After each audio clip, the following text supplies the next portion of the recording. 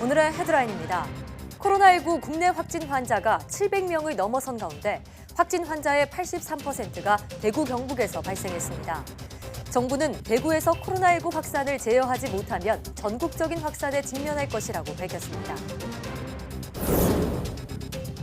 박원순 서울시장이 코로나19 사태와 관련해 서울이 뚫리면 한국이 뚫린다며 앞으로 일주일이 고비라고 말했습니다. 코로나19 확산의 주요 원인은 신천지 교회라며 서울 시내 신도 명단을 하루빨리 제출하라고 촉구했습니다.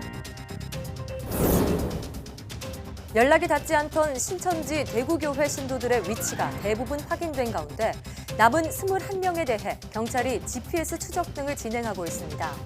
코로나와 관련한 허위 조작 정보나 개인 정보를 유출한 59명도 검거됐습니다. 태양의 대기인 코로나는 태양풍의 근원지로 태양계에 많은 영향을 미칩니다. 또 태양 대기의 가장 바깥 부분에 위치해서도 태양 표면의 온도보다 수백 배는 뜨겁다고 하는데요. 오늘 별별 이야기에서는 태양의 코로나에 대해 알아봅니다. 세계 최대 모바일 박람회 MWC가 코로나19 사태로 취소됐습니다. 한 해 통신 산업의 주요 이슈를 살펴보는 행사인 만큼 관련 산업에 적지 않은 영향을 미칠 것으로 보이는데요. 오늘 스마트 라이프에서는 MWC가 취소되며 산업에 미친 영향은 무엇인지 알아봅니다.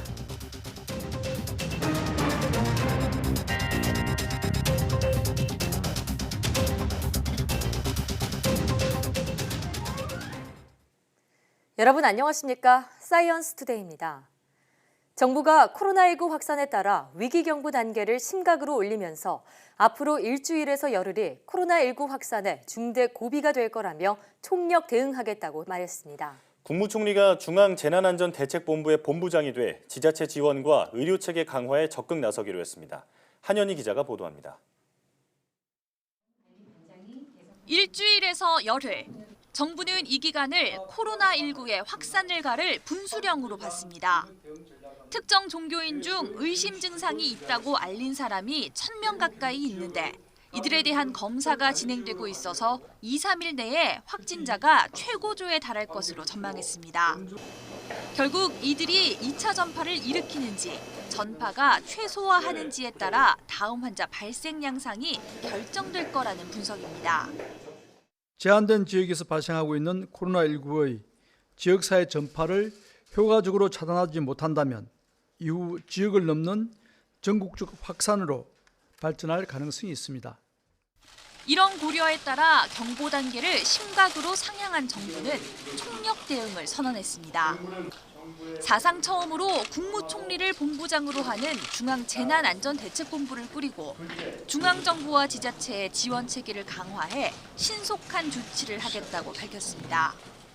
중대본부장 아래에는 2명의 차장을 두어 코로나19 대응에 효과적인 컨트롤 타워 역할을 할 수 있도록 구성할 계획입니다. 경증 환자를 빨리 치료하기 위한 전담병원도 지정하기로 했습니다. 일주일 안에 시도별 전담병원을 정하고 전국적으로 1만 병상 수준의 치료 병상을 확보할 방침입니다. 또 시도별 의학단체를 통해 코로나19를 조기 진단하고 경증 호흡기 환자를 치료할 수 있는 의료 인력도 확보하기로 했습니다. YTN 한현입니다. 정부가 대구에서 코로나19 확산 속도와 규모를 제어하지 못하면 전국적인 대규모 확산에 직면할 것으로 판단했습니다. 김강립 중앙사고수습본부 부본부장은 정부 세종청사에서 열린 정례 브리핑에서 대구의 확진 환자 발생 규모가 커서 이 지역의 지역사회 전파를 차단하지 못하면 전국적 확산 발산 가능성이 크다고 밝혔습니다. 이에 따라 위기경보 단계를 심각으로 격상했고 방역 관리도 달라질 거라고 덧붙였습니다. 달라지는 관리 방안은 코로나19 환자의 조기 발견, 특히 경증 상태에서 찾아내는 것과 중증도에 맞는 진료 체계를 만들어 피해를 최소화하겠다는 방안이라고 설명했습니다.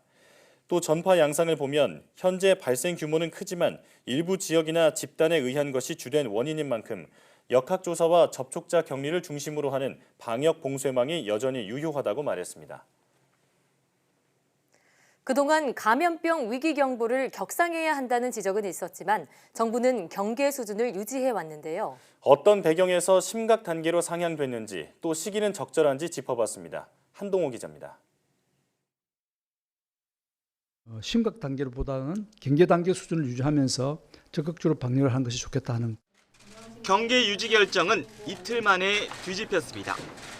위기 경보를 심각 단계로 상향 조정함에 따라 범정부 차원의 대응 역량 결집을 위해 국무총리를 본부장으로 하는 중앙재난안전대책본부를 설치하겠습니다. 전국적 확산 가능성에 선제적 대응이 필요하다는 이유입니다. 23일 기준 국내 확진자는 602명. 일본 크루즈선을 빼면 중국 다음으로 환자가 많습니다. 미국은 한국에 대한 여행 경보를 2단계로 올렸고 이스라엘과 바레인은 한국인 입국 금지, 영국과 브라질은 입국 절차를 강화했습니다.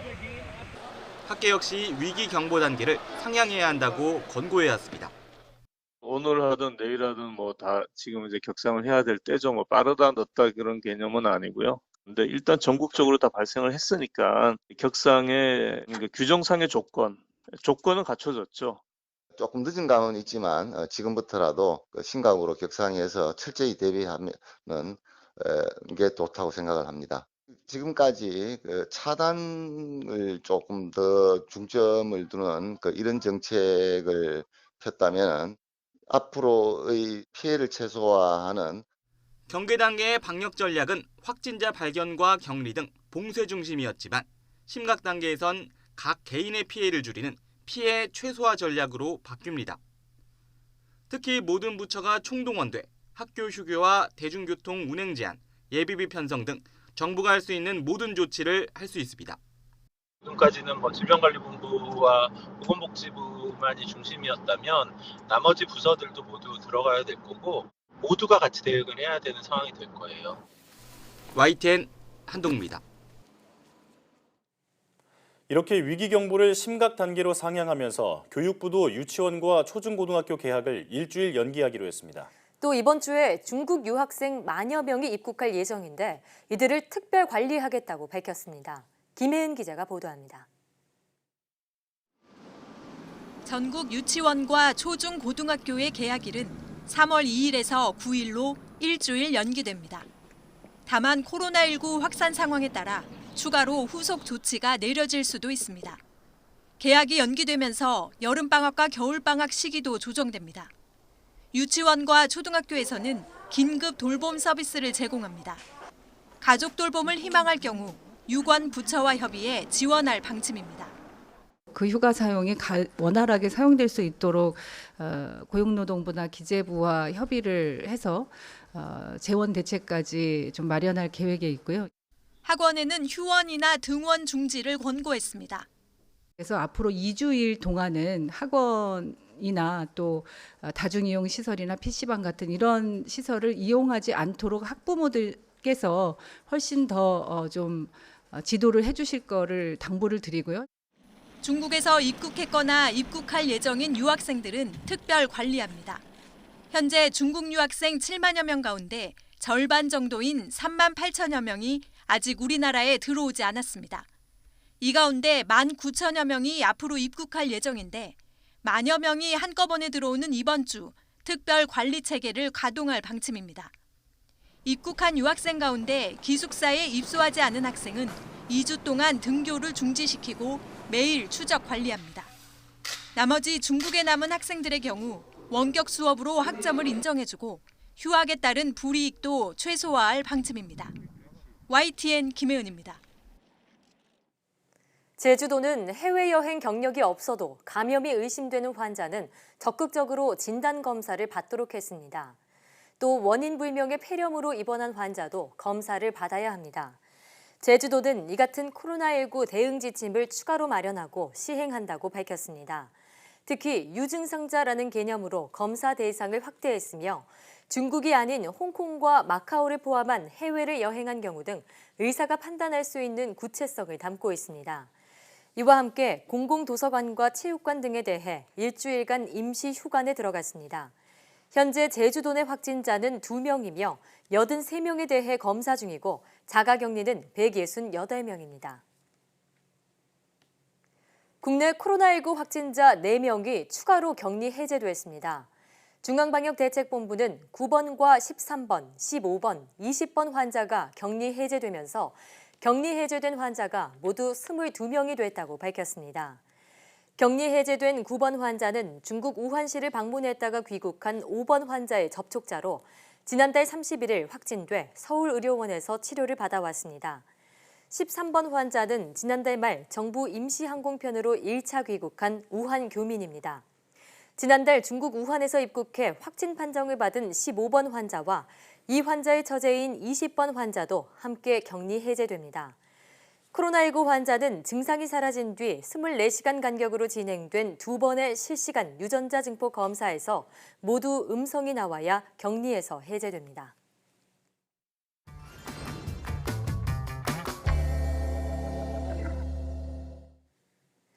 태양에는 코로나라는 대기층이 있습니다. 태양 대기의 맨 바깥 부분이지만 태양 표면보다 훨씬 높은 온도를 유지하고 있는데요. 태양의 코로나는 태양계 전체에 많은 영향을 미치는 태양풍의 근원지로 알려졌는데요. 오늘 별별 이야기에서는 한국천문연구원 최영준 박사와 함께 태양의 코로나에 대해 알아보도록 하겠습니다. 박사님 어서 오세요. 어서 오세요. 안녕하세요. 다른 의미지만 오늘도 코로나네요. 네. 그러게요. 태양의 대기층을 의미하는 단어인데 우선 태양이 우리 지구에 미치는 영향에 대해서 알아봐야겠습니다. 지금까지 밝혀진 태양의 영향에는 어떤 것들이 있는지 설명해 주시죠. 네, 만약에 태양이 없으면 지구의 생명체는 살 수가 없을 겁니다. 태양은 지구 130만 개가 들어갈 만큼 크고 강력한 중력으로 태양계를 지탱하고 있는데요. 네. 유일하게 스스로 빛을 내는 항성으로 지구의 생태계가 유지될 만큼 충분한 에너지를 꾸준하게 공급을 해주고 있습니다. 태양빛의 주요 파장인 가시광은 우리가 눈으로 사물을 보고 식물을 광합성을 하게 하고 또 자외선, 가시광, 적외선까지 합쳐진 그런 에너지가 지구의 대기를 순환하게 해서 생명체가 살기에 최적의 기상과 기후를 유지해 줍니다. 예. 그래서 옛날에는 태양을 숭배하기까지도 했었죠. 예. 하지만 이렇게 중요한 태양이긴 하지만 그리고 또 지구에 긍정적인 영향을 주기도 하지만 또 한편으로는 부정적인 영향을 미치기도 합니다. 맞습니다. 인류의 시간 규모에 있어서 태양은 매우 안정적으로 있는 것 같지만 사실은 짧게 불규칙한 활동들을 많이 하고 있는데요. 네. 이런 활동이 인류의 입장에서는 굉장히 큰 영향으로 다가옵니다. 네. 태양 흑점 관측 같이 11년 주기로 태양 활동이 있기도 하고 또 한데 그중에서 태양에서 어떤 물질들이 분출되어지는 태양풍이라고 하기도 하고 태양폭풍이라고도 하는 예. 이런 예상치 못한 활동들이 일어나면 그러면 우리 통신이 두절되기도 하고 위성이 운영을 못하게 되기도 하고 네. 정전되고 북극 항로에 우주 방사선 피폭이 좀 심해지고 또 내비게이션 작동 불량 등 여러 가지 우리 삶에 불편한 점을 일으키게 되기도 합니다. 그렇군요. 말씀하신 것처럼 태양풍, 지구 통신이나 전력망 등의 부정적인 영향을 미치기도 하죠. 그래서 지난 10일에는 태양의 비밀을 밝히기 위한 솔라 탐사선이 발사되기도 했는데요. 그럼 태양풍은 어떤 이유로 불어오는지 혹시 밝혀졌나요? 네, 지구는 자기장이 남쪽하고 북쪽하고 그래서 나침반만 있으면 어디든지 우리 찾아갈 수 있잖아요. 네. 예. 그런데 만약에 이 극지역이 자기장이 한두 개가 아니고 수천 개로 만들어져 있다고 하면 굉장히 우리 삶이 방향을 찾아가기 힘들겠죠. 예. 굉장히 혼란스러울 것 같아요. 그렇죠. 네. 태양의 내부는 수소의 핵융합 반응이 일어나고 또 초고온 상태라서 전자하고 양성자가 분리되어져 있습니다. 네. 우리는 이걸 플라즈마 상태라고 부르는데요. 이런 이온들이 태양 표면에서 자유롭게 막 움직이면서 자기장이 마치 거미줄로 얽혀 있는 것처럼 그렇게 얽혀지게 됩니다. 예. 그리고 또 태양은 기체이기 때문에 위치들마다 자전이 각기 다르게 자전을 하고 있습니다. 예. 그래서 이런 복잡한 플라즈마 자기장 구조가 만들어지게 되고 그래서 그 자기장에 갇히게 된 입자들이 높은 에너지를 가지게 되고 이 입자들이 자기장이 터지게 되면 거기서 물질들이 태양으로부터 방출이 되게 되는데요. 이런 것들이 주로 코로나에서 일어난다고 해서 코로나 물질 방출이라고 부르기도 합니다. 예. 그렇게 해서 방출된 플라즈마 형태의 고에너지 입자들은 우리 태양계에 큰 영향을 미치게 되죠. 네. 코로나의 물질이 마치 폭풍처럼 불어온다고 해서 태양풍 또는 태양폭풍이라고 부른다는 말씀인데 네. 그렇다면 태양풍을 알기 위해서는 우선 코로나에 대해서 좀 알아봐야겠죠? 그렇죠. 우리가 자꾸 코로나 하니까 이제 참 우리가 힘든 상황에 있는데요. 네.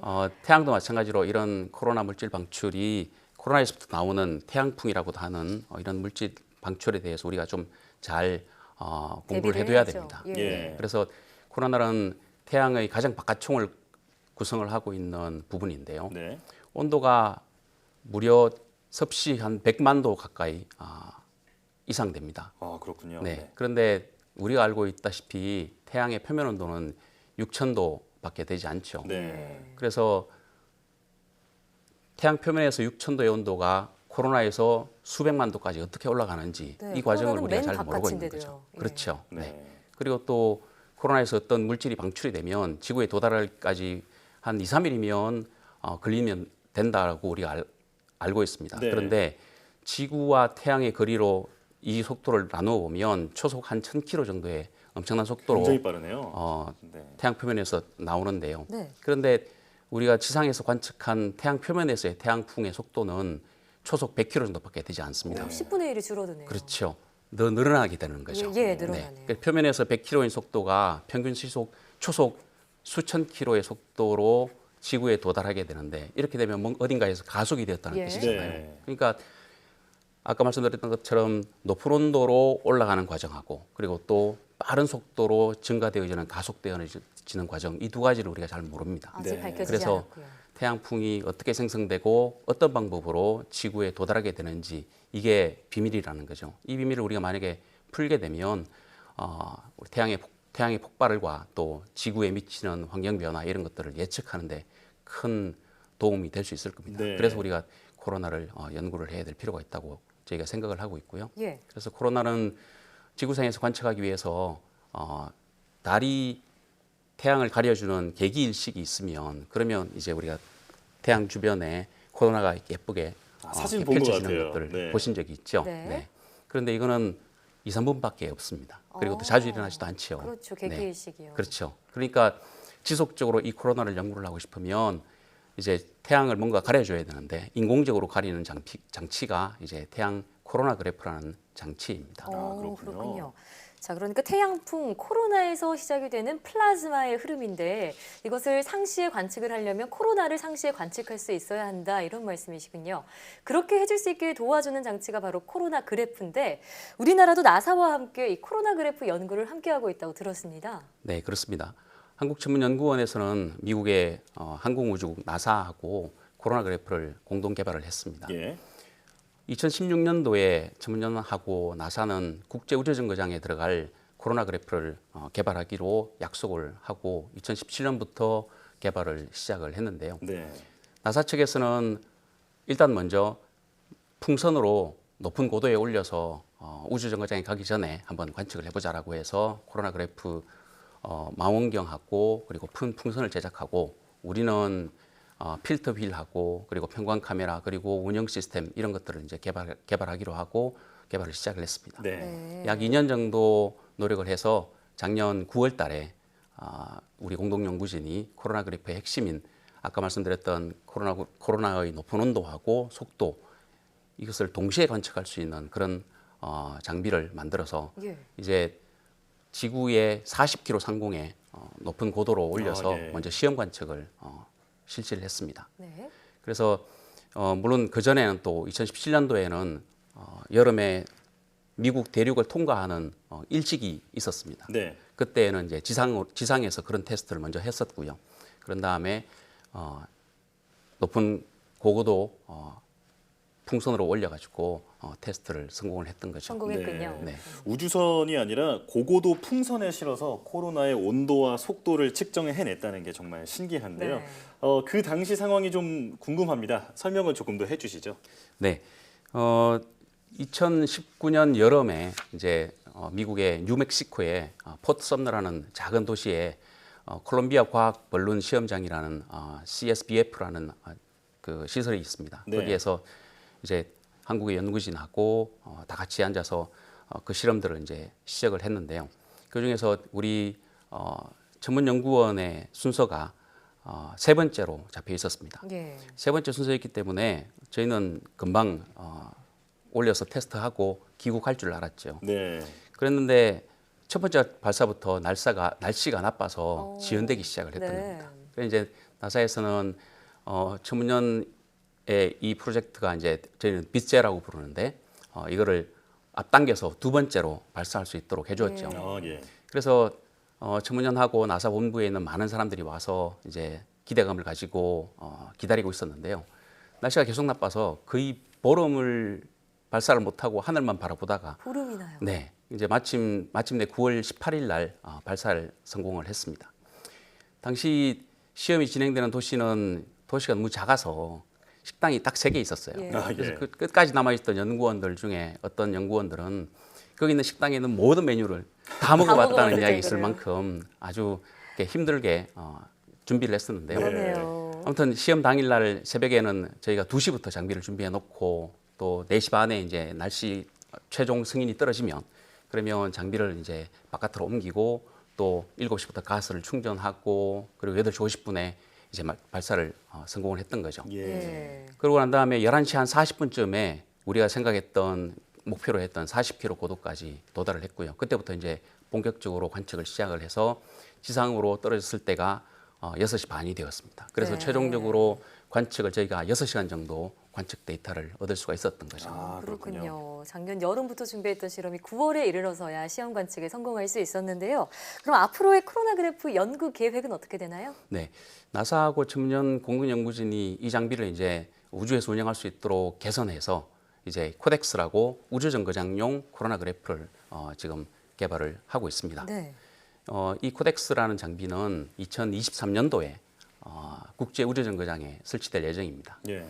2000년대 중반부터 시작해서 나사하고 태양권 부문의 연구 협력이 지금까지 말씀드린 일련의 코로나 그래프 사업으로 결실을 거두어가고 있습니다. 네.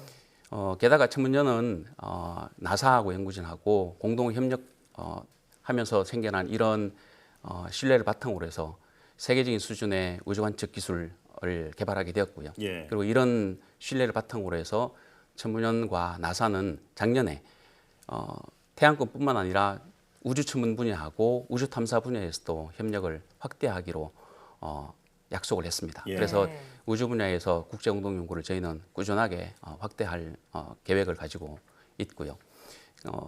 각자 연구 분야에 대해서 협력에 대해서는 다음 시간부터 제가 차근차근 설명을 해드리도록 하겠습니다. 네.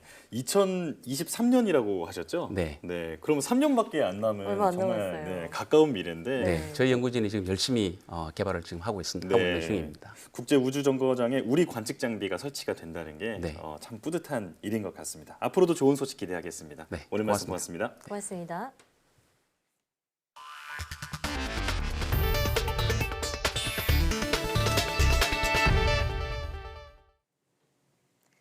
박원순 서울시장은 코로나19 사태와 관련해 서울이 뚫리면 한국이 뚫린다며 앞으로 일주일이 고비라고 말했습니다.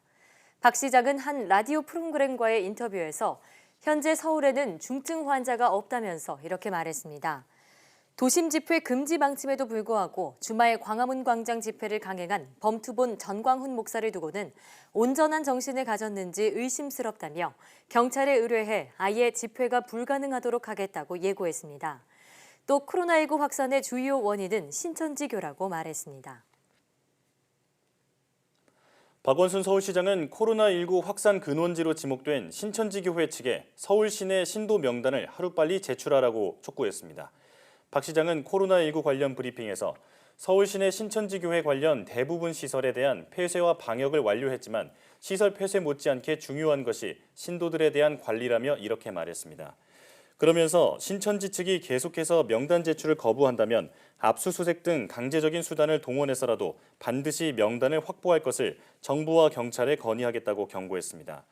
지난 주말 범투본의 도심 집회에 대해서도 체증을 통해 참가자들을 고발 조치하고 광화문 광장 불법 점유에 대한 변상금을 부과하겠다고 밝혔습니다.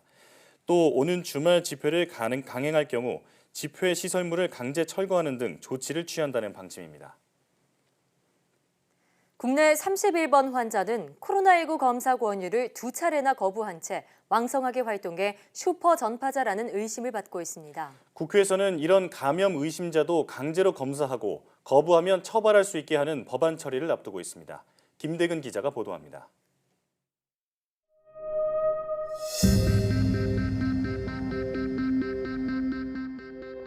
병원에 교회, 호텔 뷔페까지 확진 판정 전까지 31번 환자가 다녀간 곳입니다.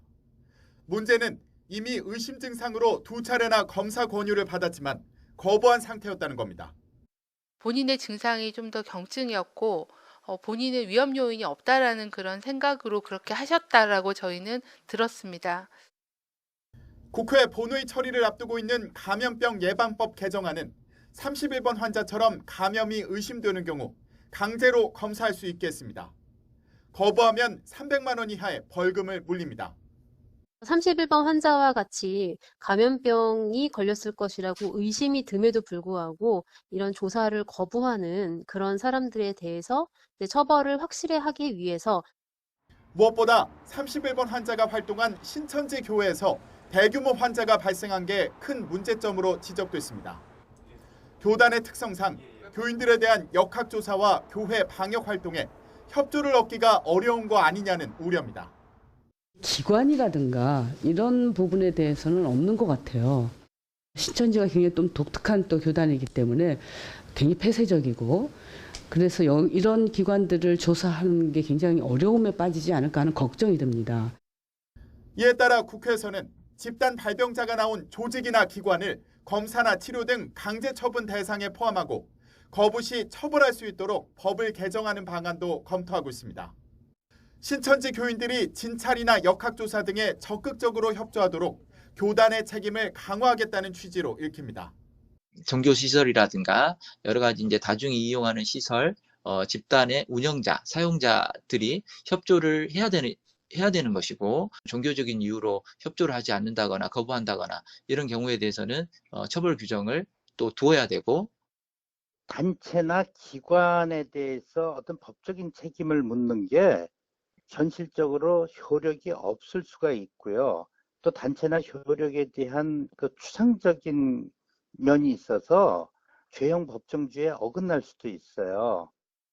신천지 사태를 통해 알 수 있듯이 조직 내 무책임한 행동과 법의 공백이 코로나19 사태를 걷잡을 수 없이 키웠다는 지적이 나오는 상황입니다. 국회에서 부랴부랴 제도 정비에 나선 가운데 실제로 효과를 거둘 수 있을지 주목됩니다. YTN 김대근입니다. 경찰이 코로나19 확진 환자가 급격히 늘고 있는 신천지 대구교회 신도들 가운데 소재가 파악되지 않았던 221명의 소재를 파악했습니다. 또 아직 소재가 파악되지 않은 나머지 21명을 추적하고 있다고 밝혔습니다. 경찰은 그간 신도 소재 파악을 위해 대구지방경찰청 소속 경찰관 618명을 투입해 추적 조사를 벌여왔습니다. 회의나 전시, 연수 등의 행사를 유치하는 이른바 마이스 산업도 이번 코로나19 사태로 직격탄을 맞고 있습니다. 행사를 취소하거나 연기하는 경우가 많은데 대부분 상황의 위급성을 고려해 위약금을 면제하고 있습니다. 김학무 기자의 보도입니다. 지난달만 해도 사람들로 북적이던 대규모 전시회장이 한산하기만 합니다. 평소 이곳에서 열리는 각종 전시회나 회의 등 크고 작은 행사는 연간 약 1,200여 회. 하지만 코로나19 발생 이후 이달에만 큰 규모의 전시 행사 11건이 취소되거나 연기됐고 다음 달에도 9건의 대형 전시 행사가 취소 또는 연기됐습니다. 경기도가 매년 개최하는 국제 보트쇼 역시 다음 달 초에서 6월로 연기됐습니다. 킨텍스 측은 참가국과 인원이 많은 국제 행사는 취소나 연기가 쉽지 않아 주최 측과 협의해서 결정하고 있고 지금은 방역에 주력하고 있습니다.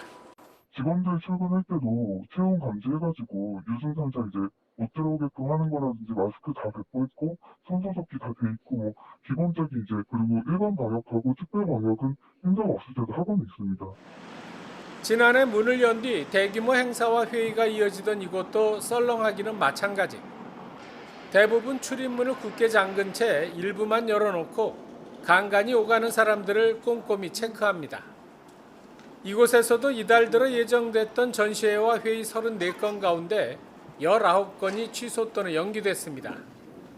이에 따른 위약금만 2억 7천여만 원.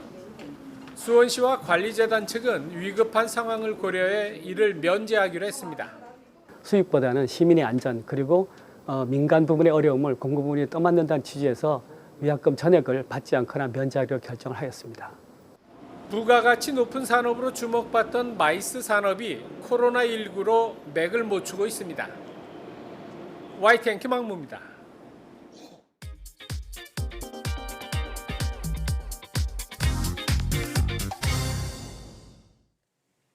매년 2월 말이면 세계 최대 모바일 박람회 MWC가 열립니다. 하지만 올해는 코로나19 감염증 확산 사태로 취소됐는데요. 한 해 통신산업의 주요 이슈를 살펴보는 행사인 만큼 관련 산업에 적지 않은 영향을 미칠 것으로 보입니다. 올해 MWC가 예정대로 진행됐다면 만나볼 수 있었던 제품은 무엇인지 스마트 라이프 시간에서 알아보겠습니다. IT 칼럼니스트 이효은 씨 나와 계십니다. 안녕하세요. 안녕하세요. MWC 2022 원래 이달 24일부터 27일까지 스페인 바르셀로나에서 열릴 예정이었죠. 하지만 코로나19의 여파로 33년 만에 취소가 됐다고 들었습니다. 그렇습니다. 주최 측과 스페인 정부가 어떻게든 행사를 진행하려고 했는데 아무래도 상황이 좀 여의치 않았던 모양이죠. 예, 그렇습니다. 원래 MWC는 어떤 상황이 있어도 웬만하면 취소를 하지 않던 그런 행사였거든요. 예전에 사스가 유행이었을 때도 이제 강행을 했었고요. 2007년에 이제 세계 경제 위기가 왔을 때도 그 2천여 개의 기업이 참여하면서 어떻게든 행사를 치러냈었습니다. 다만 이번 코로나19 같은 경우는 이제 이달 초 LG전자를 시작으로 해가지고 세계 2위 장비 업체인 에릭슨 그리고 그래픽 처리 장치 1위인 엔비디아가 앞서 불참을 선언한 데 이어서 뭐 퀄컴, 인텔, 아마존 이런 굵직굵직한 글로벌 업체들이 모두 이 불참 행렬에 동참을 했습니다. 특히나 이 중국 현지 기업인과 기자 등 한 3만 명 정도의 중국인들이 이 MWC를 찾을 예정이었는데요. 이런 상황에서 마스크를 쓰거나 뭐 손 소독제 같은 기초 방역만으로는 사실상 감염 통제가 쉽지 않을 것이다라고 판단한 것 같습니다. 네, 또 모바일 행사 특성상 기기를 직접 만져보고 이용해봐야 하는 그런 특성이 있기 때문에 더더욱 이런 결정을 내린 것 같습니다. 자, 이번 행사 취소로 많은 업체들의 타격이 있었을 것 같은데 어떤가요? 굉장히 큽니다. 게다가 특히 이번 같은 경우는 행사 2주 전 이미 기본적인 준비가 거의 끝난 상태에서 취소된 거라서 파장이 더 큰데요. 경제적 손실도 약 49,200유로, 여기 49,200만 유로로 하나로 환산하면 약 6천억 원이 넘고요.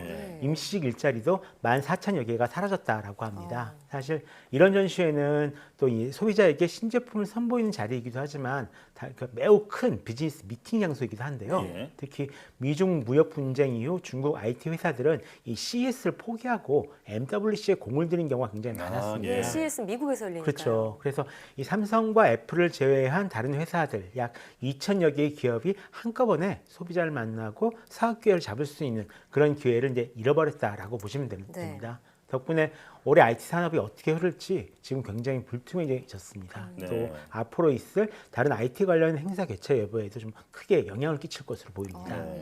이 코로나19가 영향을 안 미치는 곳이 없는 것 같습니다. 네.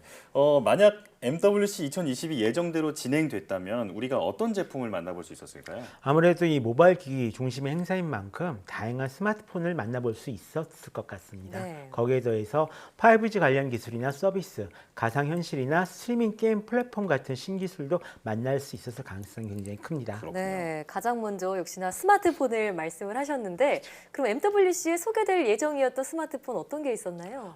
크게 5G와 폴더블 이 두 가지로 정리할 수 있을 것 같습니다. 우선 5G 스마트폰을 먼저 알아보겠는데요. LG V60 신큐, G9 신큐라고도 하죠. 이 제품도 여기서 발표할 예정이었습니다. 후면에 4개의 카메라와 4개의 마이크가 설치된 것이 특징인데요. 또 지난번부터 계속 개량해오고 있는 듀얼 스크린을 이번에도 다시 한번 좀 개선해서 선보일 예정이 있었다라고 합니다. 다만 이 제품이 이제 국내 출시가 가능할지 조금 불투명해진 그런 상황이에요. 그리고 일본 소니에서도 새로운 5G 스마트폰을 선보일 예정이었습니다. 엑스페리아 2라고 불리고 있었는데요. 6.4인치 크기의 4K OLED 디스플레이를 탑재하고 있는 스마트폰입니다. 전체적으로 세로로 길쭉한 화면비가 특징인데요. 화면을 나눠서 두 개의 앱을 동시에 사용할 수 있게 했다고 합니다. 그 밖에 샤오미나 리얼미, 화웨이, 비보 등에서 신규 5G 스마트폰을 내놓을 예정이었습니다. 애플을 제외하면 거의 모든 회사에서 5G 스마트폰을 만든 셈입니다. 네, 5G와 폴더블 폰이 이제 집중적으로 관심을 이제 받는 분야인데 그래도 무엇보다 폴더블 폰에 대한 관심이 무척 뜨거운 것 같아요. 그 얼마 전에 삼성전자에서 나왔던 Z 플립도 나오자마자 품절이 될 정도로 뜨거운 관심을 받았는데 이번 행사에서는 어떤 폴더블 폰이 원래 공개될 예정이었나요? 새로운 형태의 폴더블 폰을 만날 수 있었을지도 모르겠습니다. 이 중국 TCL에서 선보이려고 했다라는 폰인데요. 이거는 폴더블이라기보다는 슬라이드 폰이라고 불러야 맞을 것 같네요. 얼핏 보기에는 보통 스마트폰으로 보이지만 이게 옆으로 잡아 빼면 디스플레이가 2배로 늘어납니다. 그래서 늘어났을 때 크기는 약 7인치라고 하고요. 실제로 출시될 제품이라기보다는 어떤 그 컨셉트폰 형태로 보일 가능성이 굉장히 컸었습니다. 그리고 작년에 메이트 X라는 폴더블 스마트폰을 내놓은 화웨이도 새로운 폴더블 스마트폰을 내놓을 예정이었는데요. 행사 초청장을 보면 이 양옆으로 열린 형태의 폰을 볼 수가 있었거든요. 메이트 XS라는 메이트 X의 새로운 모델로 여겨졌습니다. 아웃폴딩 등 전체적인 디자인은 메이트 X와 유사하지만 흰집이 디스플레이 내구성을 강화했다라고 알려져 있습니다. 네. 정말 이 MWC를 모바일 올림픽이라고도 부르잖아요. 이번 행사 취소로 기업들은 물론이고요. 소비자들도 아쉬움이 참 큰데 새로운 스마트폰들 그럼 어떻게 공개가 되나요? 이 코로나19가 나온 굉장히 새로운 풍속도일 것 같은데요. 많은 회사가 신제품 발표를 이 온라인 생중계로 하기로 했습니다. 온라인으로요? 요즘 졸업식도 다 지금 온라인으로 하고 있는 이런 상황인데요. 유튜브 등을 이용해서 가상 미디어 이벤트를 하는 거죠. 2월 24일에는 소니와 화웨이 등이 신제품을 온라인으로 발표할 예정이고요. 반대로 아예 언제 발표할지 알 수 없는 회사들도 있습니다. 이 회사들은 이 코로나19 사태가 진정되는 상황을 좀 보면서 미디어 이벤트 일정을 잡을 것 같습니다. 네, 그렇군요. 자, 그러면 스마트폰 외에 또 다른 주목할 만한 IT 제품들은 어떤 게 있었나요?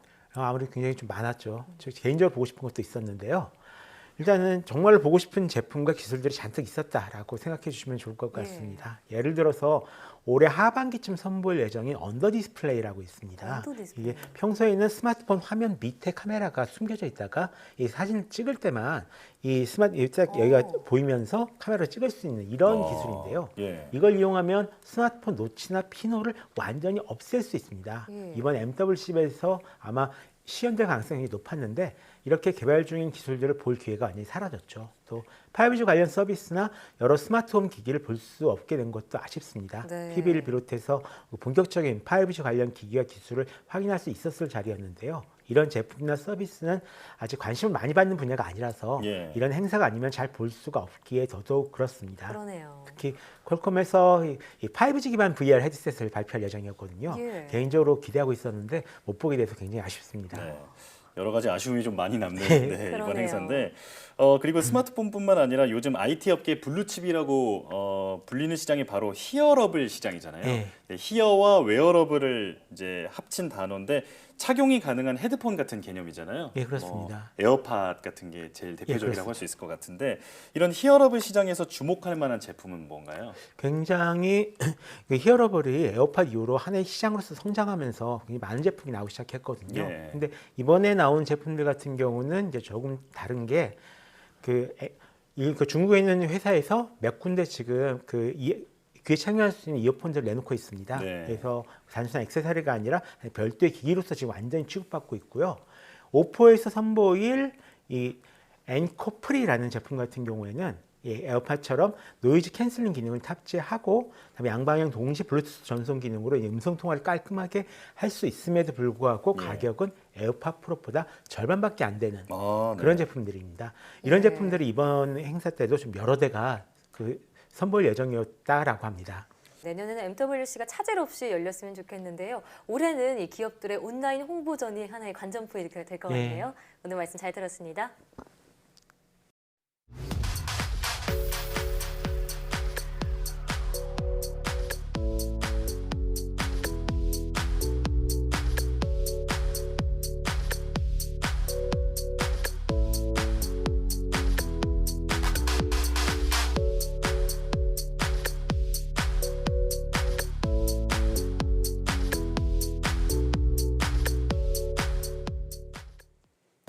MWC는 CES, 이파와 함께 세계 3대 전자업계 전시회로 꼽힙니다. CES는 지난 1월 초 미국에서 이미 개최됐고 이번에 스페인 MWC가 취소된 만큼 올해 행사는 이파만이 남았는데요. 이파는 올해 9월 독일 베를린에서 열릴 예정인데요. MWC에 참석하지 못한 글로벌 ICT 기업이 대거 참여할 것으로 보입니다. MWC 취소는 이번이 33년 역사상 처음 있는 일인데요. 신속하고 철저한 대응으로 코로나 사태가 하루빨리 종식돼 더 이상의 피해가 없길 바랍니다. 사이언스 투데이 오늘 저희가 준비한 소식은 여기까지입니다. 함께해 주신 여러분 고맙습니다.